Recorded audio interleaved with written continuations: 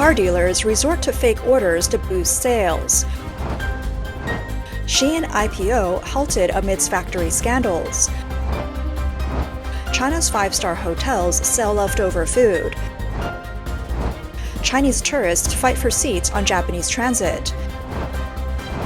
Setting fireworks could cancel your pension.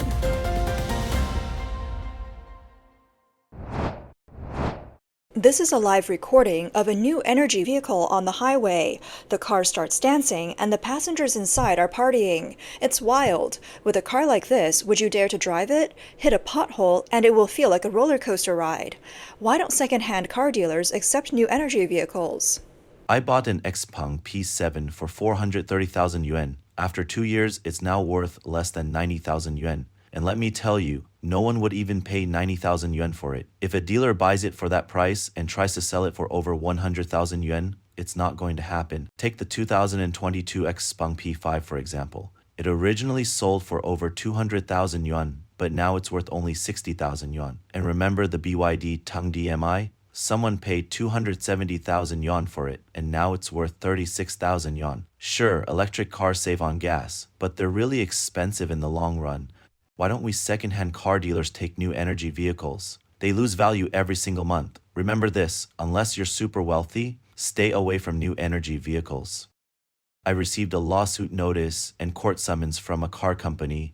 It's my first time seeing a summons like this. What do I think about this? A fellow car repair professional has been sued. By who? One of our domestic car brands. Why? Because he pointed out problems with their vehicles. You can't criticize domestic brands. They're so sensitive. You can only praise them. Even the smallest complaint is not allowed. Look at Tesla or Toyota. Car reviewers criticize them all the time, but it doesn't affect their sales, and they don't sue anyone. But our domestic brands, they sue one person today, another tomorrow. It's like they're terrified. If you're so confident in your brand, let people say what they want. Don't be afraid. Prove your worth on the global stage instead of just flexing domestically. China's new energy vehicles are plagued with issues, battery problems, poor range, and even spontaneous fires. Many owners also find it hard to get insurance. It's like buying a burden. Some owners are so frustrated they've switched back to fuel-powered cars. Recently, a blogger named Future Charging Station exposed a potential fraud case involving a car brand's fake orders. The blogger claimed that this brand's employees had a promotion policy based on how many orders they secured. To get promoted, employees would place fake orders themselves or have friends and family do it. Once the order count went up, they'd cancel the orders, often forfeiting the deposit. This gave the illusion of high sales, but in reality, very few cars were being delivered. The company ended up with a huge inventory of unsold vehicles. He explained that mid-level managers at the company, in order to get promotions, would either pay out of their own pockets or have relatives and friends place orders on their behalf. This created an awkward situation, where there appeared to be plenty of orders, but very few cars were actually delivered. The blogger revealed that the car brand has revised its employee incentive policy this year, no longer relying solely on a high volume of orders as the basis for promotions. However, the brand may already be on the verge of financial collapse. This post sparked heated discussions online. Many speculated about which car brand it could be. Some said, how could upper management not know about such large-scale fake orders? If they let this happen, the company's already rotten to the core. Others argued that management not only knew, but encouraged it to inflate numbers for better financing opportunities. Another person shared their experience. I once showed interest in one of their cars and signed up on their app. From September until January, I kept getting harassed by their sales reps, even though I clearly said I wasn't interested in buying. If their orders were truly booming, why would they chase down uninterested customers like that? People pointed out how odd it was for a brand with booming orders to have unsold vehicles sitting in their inventory at the end of the year. This strongly supports the claims of fake orders. Meanwhile, safety issues with electric cars in China are piling up. From battery fires to smart driving system failures, accidents keep happening. But because of strict censorship by the Chinese Communist Party, the public can't access the full truth. In recent years, SHEIN, a rapidly growing China-based fast fashion company with an estimated market value exceeding $60 billion, sought to list on the U.S. stock exchange. After it failed, it then shifted its focus to London, only to face local scrutiny and controversy. Given its massive market value, SHEIN should, in theory, be welcomed by markets worldwide. Why then has it been repeatedly rejected? The answer lies in its reliance on a system of exploitation, a uniquely Chinese model of labor abuse. In Western countries, multinational corporations like SHEIN, which use sweatshop labor, are widely condemned. Over the past 2 decades, China's economy has thrived on globalization, attracting numerous multinational corporations to relocate production to China. By leveraging cheap labor under authoritarian conditions, sweatshops proliferated, drastically reducing costs and generating massive profits for global brands while fueling the myth of China's great power. However, decades of globalization have revealed significant issues. Governments and societies worldwide have learned from these challenges, introducing policies to ensure multinational corporations meet social responsibility standards in areas like overseas investment, labor practices, and human rights.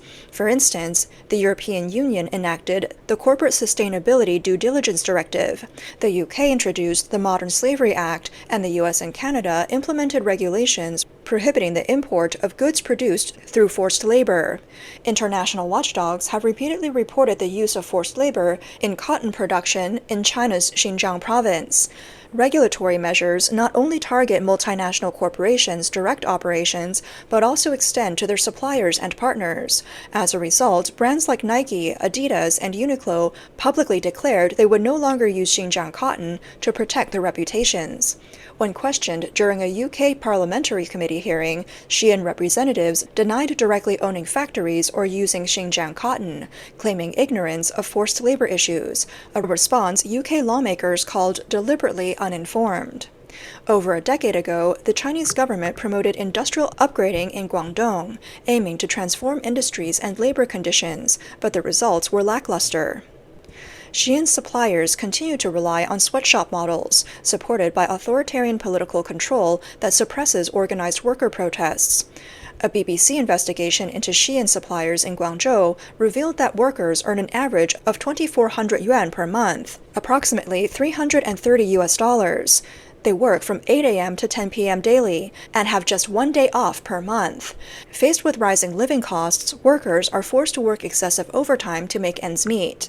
SHEIN's failed IPO attempts in the US and UK highlight the unsustainability and ultimate dead end of its exploitative production model. A man in the video said, "Unboxing time. It's my first time trying a Hilton leftover blind box meal. It costs less than half the original price. Look at all the seafood and sashimi. It's an all-you-can-eat feast. I'm drooling already." In recent years, China's economy has struggled, and many industries face tough times. People are tightening their belts and focusing more on practicality and value for money rather than spending extravagantly to show off.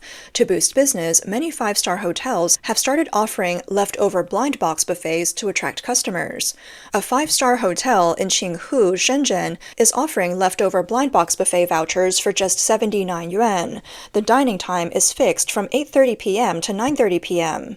The hotel determines the number of blind box slots available based on the leftover food each day, ranging from 2 to 3 slots to as many as 10 on some days.